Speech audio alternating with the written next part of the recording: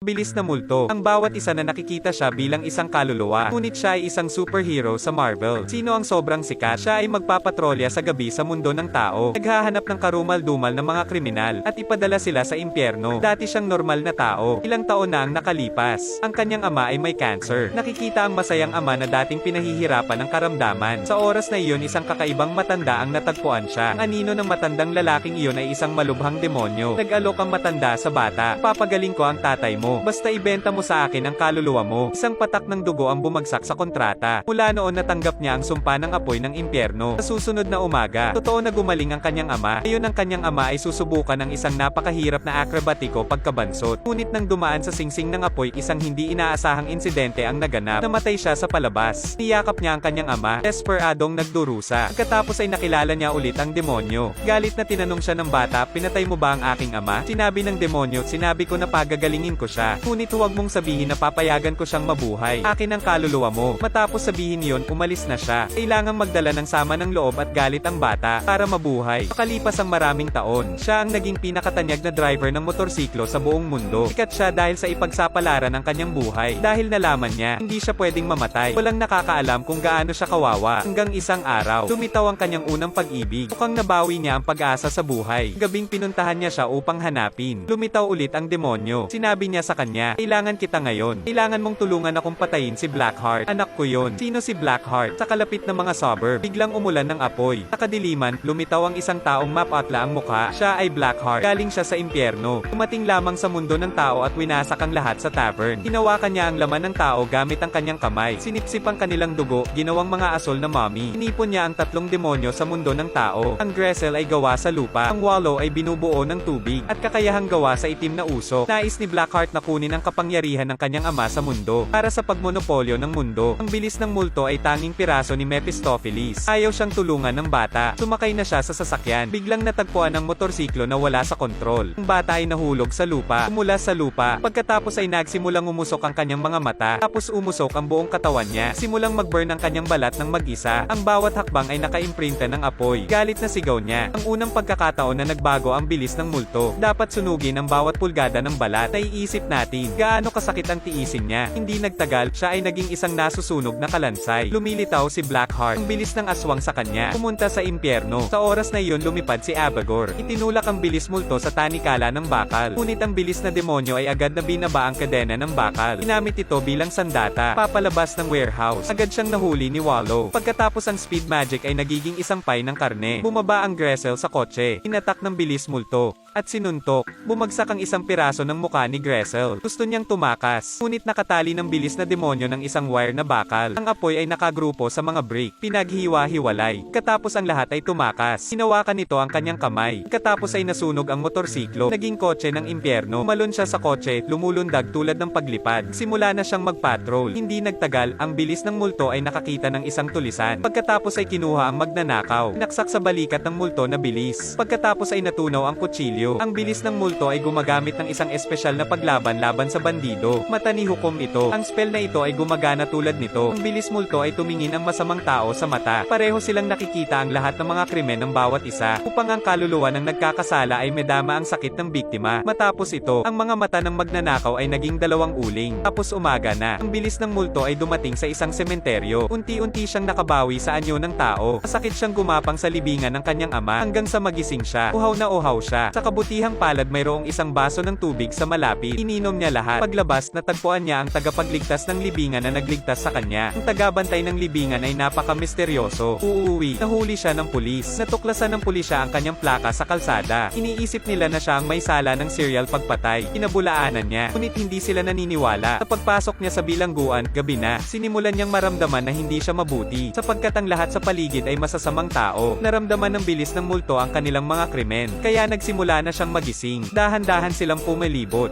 Oo naman, kumilos ang mga kriminal. Ang taong nataman ay nagsimulang tumawa na parang baliw. Ang isang batang lalaki ay nais na huminto. Tapos, Jane Isang ang speed ghost. Ang mga kasamaan ay namatay lahat. Ang bilis ng multo ay nagpatuloy. Nuro ang nag-iisang batang lalaki nagising pa rin sa bilangguan. Wala kang kasalanan. Inawayan niya ang kamay. Natunaw ang pinto ng bilangguan. Ghost speed motorcyclist umalis doon. Hindi malayo ang puntahan. Napapaligiran siya ng pulisya. Sumugod siya sa tubig. Papatayin ba ng tubig ang kanyang apoy? Hindi. Tumabas siya mula sa tubig. Nakasakay sa kotse na nag-surf sa tubig. Ang bilis ng demonyo ay patuloy na manghuli kay Blackheart. Pinadala ni Blackheart si Abagor upang pigilan siya. Ngunit hindi minamaliit ang bilis multo. Umakyat mula sa lupa patungo sa gusali at dumiretso sa rooftop. Ang lakas ay nagpapakita at nahuli ng bilis ng multo. Ngunit lumipad siya palayo. Hindi mo mahuli ang hangin. Tinapon ang tali na bumubuo ng isang puyaw ng hangin ng apoy upang sipsipin si Abagorsa. Ang bilis ng demonyo ay nakapatay ng isa pang demonyo. Sa kabila, nagsimula ng takot si Blackheart sa lakas ng multo ng bilis. Kaya't palihim niyang hinahanap ang kasintahan. Hinawakan niya si Blackheart. Gumamit ng isang pamamaraan sa kanya ang mga mata ng hukom. Ngunit ang paglipat na ito ay hindi gagana sa Blackheart. Pinatumba ni Blackheart ang bilis ng multo. Sinabi sa kanya na hanapin ang tagapagbantay ng libingan. Kunin ang selyadong kontrata ng San Venganza. Kaya't ang bilis ng multo ay napupunta upang mahanap ang libing na tagapag-alaga. Ang tagapagbalita ay kumuha ng kontrata. Sinabi, "Ako ang bilis multo ng aking nakaraang buhay ay bibigay ko sa'yo." Sumipol siya minsan. Mula sa itim na usok ay lumitaw ang isang matandang kabayo. Matandang lalaki na nakasakay sa isang kabayo. Magbago sa isang bilis ng demonyo. Dalawang maalab na mga kalansay na tumatakbo tulad ng mabaliw sa gabi. Tumatakbo tulad ng isang bagyo, mapanirang aura. Sa wakas nakarating sa San Venganza. Binigyan ng bantay ng libingan ang bata ng baril. Saka tumalikod at umalis. Sinabi niya, "Tapos na ako sa aking huling pagbabago." Pagkatapos ay nawala siya sa gabi sa isang pond na nilikha ni Wallow. Naisip ni Wallow na sigurado na niyang kinain ang bilis ng multo. Biglang sumunog ulit ang speed magic. Gawing singaw ang Wallow. Pumunta sa harap ni Blackheart. Dalawang taong nag-aaway. Ngunit ang bilis ng multo ay mabilis na natamba ni Blackheart. Lalong lumiliwanag ang kalangitan. Ang apoy ng impyerno ay napapatay. Si Blackheart ang magbubukas ng kontrata. Lahat ng masasamang espiritu sa San Venganza. Lahat sila ay gumapang sa Blackheart. Maging isang malakas na demonyo. Ang bilis ng demonyo ay kinuha ang baril. Ngunit nag-shoot lamang ng munisayon. Ngunit nang inunat niya ang kanyang baril sa lilim, ang iyong kamay ay nag-apoy ng impyerno. Gawin ang mga baril sa impyerno. Unti-unting nagkakaisa ang Blackheart. Milyon-milyong mga masasamang espiritu ay nagtipon muli. Ang batang lalaki na naglalakad sa dilim, magpatuloy na baguhin sa isang bilis ng demonyo. Gumamit muli ng mga mata ng hukom. Sa oras na ito ang katawan ni Blackheart ay puno ng mga masasamang espiritu. Sinunog siya ng apoy ng impyerno. Pus na ang lahat. Muling lumitaw ang Mephistopheles. Pinasalamatan niya ang bilis ng multo. Nais na mabawi ang apoy ng impyerno. Hindi inaasahan, tumanggi ang lalaki. Pinili kong tanggapin ang sumpang ito upang labanan ang Diablo. Simula noon, ang bilis ng multo ay nagpatuloy na gumala sa dilim. Kumuha siya ng anyo ng demonyo upang gampanan ang mga tungkulin ng mga anghel.